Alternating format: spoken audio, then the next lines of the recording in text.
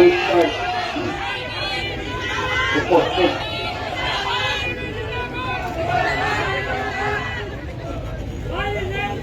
केंद्रीय मंत्री गजेंद्र शेखावत जी, हरियाणा के मुख्यमंत्री और मेरे छोटे भाई नायब सैनी जी, कंवरपाल जी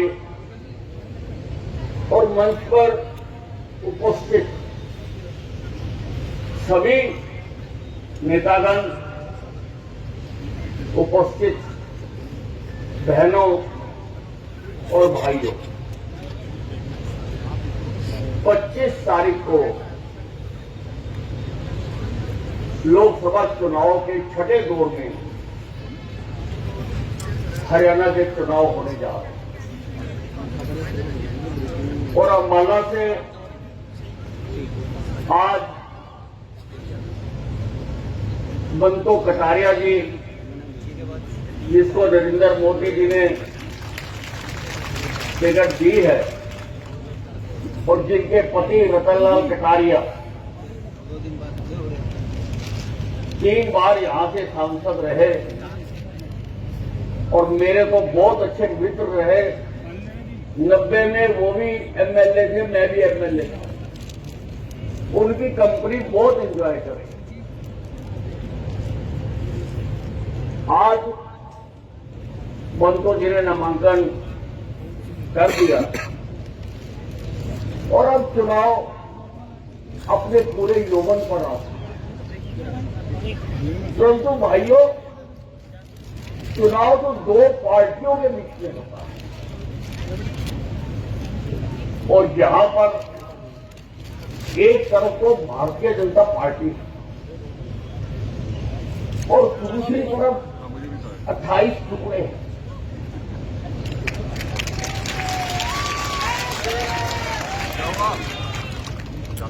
ना उनका कोई नेता है, ना उनकी कोई नीति है और उनकी नीयत से तो सारा हिंदुस्तान वाकिफ है कि जब जब उनको मौका मिला उन्होंने देश को कैसे लूटा। भाइयों, कांग्रेस ने अपना मैनिफेस्टो जारी किया, परंतु मैं उसको ऊपर बोलना नहीं चाहता क्योंकि जो कांग्रेस ने मैनिफेस्टो जारी किया है उसके ऊपर बाकी घटक दलों ने हस्ताक्षर नहीं किए। इसका मतलब वो इनके घोषणाओं से, इनकी मैनिफेस्टो से वो सहमत नहीं है और लोकसभा में कोई भी चीज पास करने के लिए तो आधे से ज्यादा तो चाहिए ही होते हैं, 272 चाहिए होते हैं और कांग्रेस के पिछली बार 40 एमपी आए थे। इस बार जो मोदी जी की सुनामी चल रही है, मैं दावे से कह सकता हूं कि 40 भी नहीं आएंगे।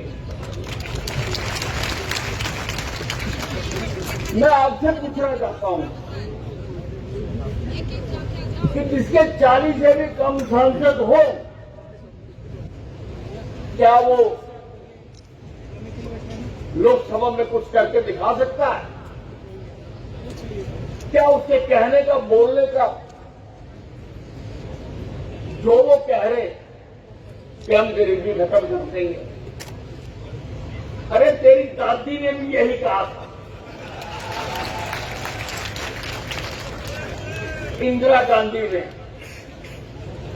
गरीबी खत्म कर देंगे, गरीबी हटाओ का नारा देकर हमने देखा उस गरीबी हटाओ का नारा देकर 2-3 चुनाव लड़े, लेकिन गरीबी खत्म हुई क्या? क्या हो गई गरीबी खत्म?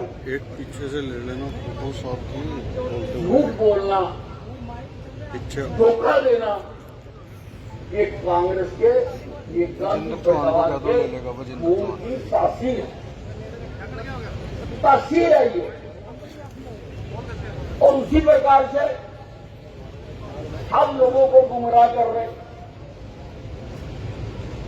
और दूसरी बात, जो ये कांग्रेस का शहजादा कल मोदी जी ने एक बहुत बड़ी बात कही। उन्होंने कहा ईश्वर ने जब मुझे बनाया तो मेरे दिमाग में बहुत बड़ा चिप लगा दिया, इसलिए मैं बहुत बड़ा सोचता हूं। तो मैंने सोचा फिर कि जब भगवान ने राहुल गांधी को बनाया तो शायद वो चिप लगाना ही भूल गया। और जिसके चिप ना लगा हुआ हो तो कब किधर चल दे, क्या कह दे, उसकी बात का भरोसा नहीं किया जा सकता। वो बार बार आपको फेक वीडियोस का भी सहारा ले रहे हैं, आर्टिफिशियल इंटेलिजेंस का। झूठे हमारे नेताओं के, उनको पता है कि उनके नेताओं के आवाज को लोग पसंद नहीं करते, तो हमारे नेताओं की आवाज में वीडियो बनाकर इनके मुख्यमंत्री तक जारी कर रहे हैं, मुख्यमंत्री तक जारी कर रहे हैं। एक पार्टियां फेक वीडियो का सहारा ले रहे हैं, सहारा ले रहे हैं। ये बार बार कह रहा है कि भारतीय जनता पार्टी संविधान से छेड़छाड़ कर सकती है, बार बार। मैं इसको बताना चाहता हूं कि कांग्रेस के किसी भी आदमी को संविधान का नाम लेने की हिम्मत नहीं होगी, क्योंकि संविधान के साथ जितना खिलवाड़ तेरी दादी ने, इंदिरा गांधी ने और बाकी कांग्रेसियों ने किया, उतना आज तक किसी ने नहीं किया। 25 जून 1975 को संविधान को पैरों तले रोक के लोगों के मौलिक अधिकारों को खत्म करके 22 महीने के लिए तेरी दादी ने हिंदुस्तान में इमरजेंसी लगा दी, बिना किसी कारण के। लगभग 1.25 लाख के करीब लोग मीसा में बंद कर दिए, झूठे केस बनाए गए और जबरदस्ती लोगों को उठाकर उनकी नसबंदियां दो। परिवार छोटा होना चाहिए, मैं मानता हूं, लेकिन जबरदस्ती उठाकर कई तो कुंवारों की कर दी, क्योंकि कोटा मिलता था कि इतनी नशे काट कोटा मिलता था। जब मैं रेलवे कॉलोनी में रहता था, मेरे पड़ोस में एक ड्राइवर रहता था, इंदिरा भगत था, इंदिरा भगत। हम टेंशन की बात करते थे, वो लाठियां लेके माथा लड़ने आ जाता। इमरजेंसी वाले दिन वो ड्यूटी पर जा रहा और ब्रिज रंग की कोठी के सामने अधिकारियों ने पकड़े उसके नस लेके उसकी नस काट दी। वो उस दिन से बीजेपी का बगल बन गया। अब हम एक और जिंदाबाद करते हैं, वो 2 बार करता है। अरे इन लोगों को संविधान पर बोलने की हिम्मत होती है, जिन्होंने संविधान को पैरों तले रखा। न जाने कितनी बार संविधान की धारा 356 का इस्तेमाल करके इन्होंने चुनी चुनाई सरकारों को तोड़ दिया। हम भी तो राज रहे 10 साल से। कई गैर भाजपा सरकारों में गदर मचा रखा।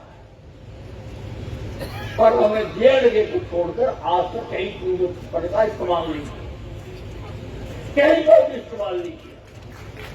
और तुम संविधान की बात करते हो राहुल गांधी, अगर संविधान की बात करनी है, मैं कुछ बड़ी बात नहीं कहना चाहता हूं, लेकिन अगर कांग्रेस ने संविधान की बात करनी है तो सबसे पहले संविधान को रोकने वाली इंदिरा गांधी की तस्वीरें जहां जहां लगी उनको फाड़ फूकेंगे, उनको उखाड़ कर फेंको। पीछे लगाते हो इंदिरा गांधी की फोटो और आगे खड़े होकर बोलते हो हम भाजपा संविधान खत्म करना चाहते हैं। भाजपा संविधान को ऐसे ही पूछती है जैसे गीता और रामायण को।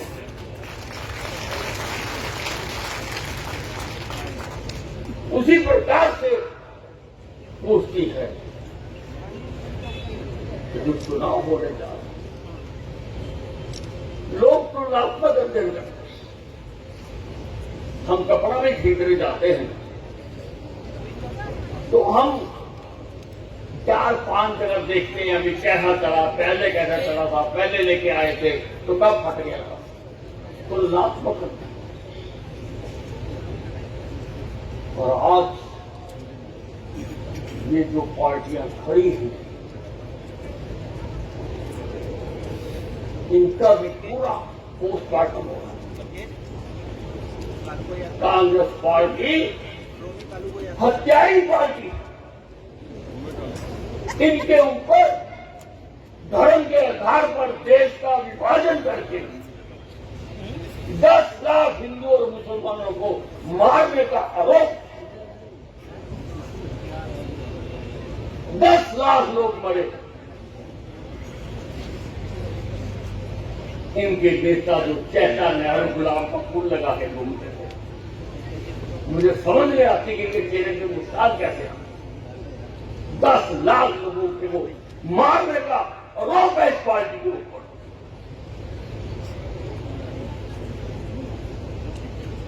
आज लोगों को कहते हैं कि हम जनगणना कराएंगे, इकोनॉमिक जनगणना कराएंगे। तो हम में मानता है कि मैं पहले कर चुका हूं कि तुम्हारी बात पूछे, तुम्हारे 10-20 MP आने हैं, क्या करोगे? तुम तो झंडे लेके बाहर बैठोगे, अंदर तो तुम्हें कोई बैठने नहीं देगा, कोई तुम्हारी हैसियत नहीं है कि तुम कोई बात कर सको। इसलिए खूब सोच विचार किया। आज मोदी जी ने जो किया है, जो करके दिखाया है, जो हर हिंदुस्तानी का विश्व में ऊंचा किया है, जो पाकिस्तान से बार-बार आतंकवादी आते थे और हम घर में श्रद्धांजलियां देकर अपने कमरों में जाके सो जाते थे, नरेंद्र मोदी के राज में हमने पाकिस्तान में घुसकर उनको मारा है। नरेंद्र मोदी ने गरीब से गरीब आदमी के बारे में सोचा, क्योंकि उसने गरीबी देखी है। ये तो सोने का चम्मच लेके पैदा हुए थे, इनको क्या पता गरीबी क्या होती है। ये तो इतना ही पड़े हुए हैं, इधर से आलू डालो उधर से सोना निकल आएगा। पर एक दिन महाराज कह रहे थे कि सुबह उठकर आप स्टोव में कोयला डालते हो चाय बनाने के लिए, पता नहीं कौन से स्कूल से पढ़ाई, इसकी डिग्रियां भी चेक करानी चाहिए, असली है नकली है, इसकी डिग्रियां भी चेक करवानी। तो मोदी जी ने क्योंकि गरीबी देखी है, उज्ज्वला योजना, हर घर में नल से जल, कितने ही सारे हिंदुस्तान में जो बाढ़ शोध करने जाते थे उनके लिए इज्जत घर बनवा, 70 साल के बाद किसी प्रधानमंत्री ने लाल किले से खड़े होकर जब पहले दिन में झंडा चढ़ाने गया तो उसने सफाई की बात करे। अरे अफसोस, अगर पहला प्रधानमंत्री ये बात कर देता तो हम ये भी रिकॉर्डिंग लेना पड़ेगा।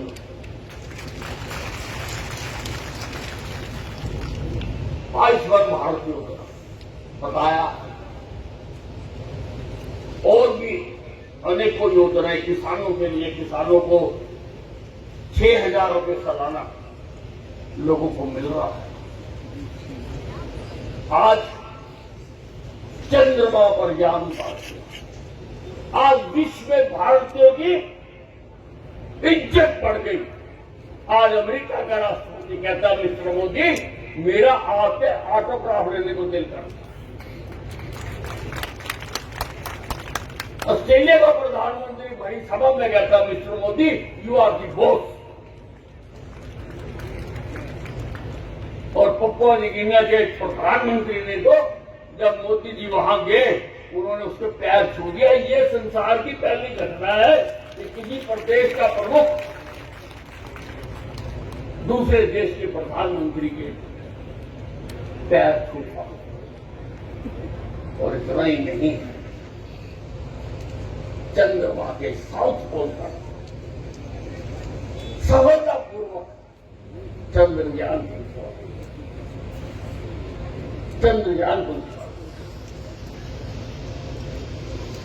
पहली बार किसी प्रधानमंत्री ने ये संकल्प लिया है कि 2047 जब हम देश की 100वीं आजादी दिवस मना रहे होंगे, तब तक भारत को विकसित भारत बनाना। आज तक किसी ने ये बात नहीं की। आज तक मोदी जी जो आपने बात की है, इसके लिए अगर जान भी देनी पड़ेगी तो हम जान दे देंगे।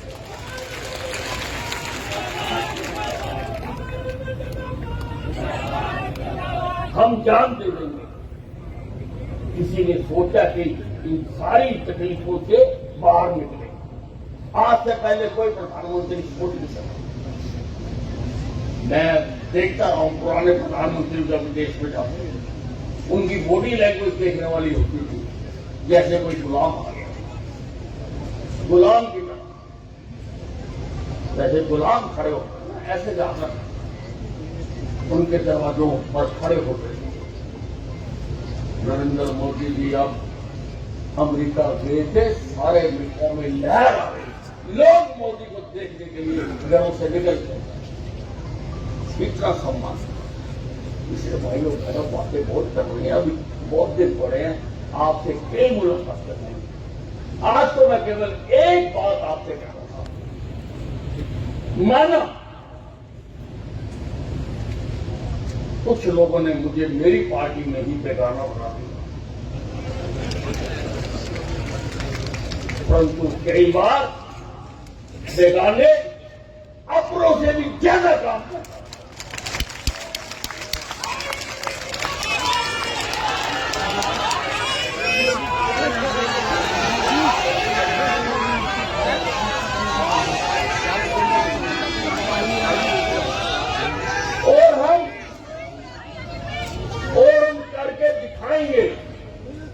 अगर आप मानते हो कि मैंने माला छावनी के लिए कुछ काम किया है, हाथ खड़ा करके बताओ कौन कौन मांग रहा है? दोनों हाथ।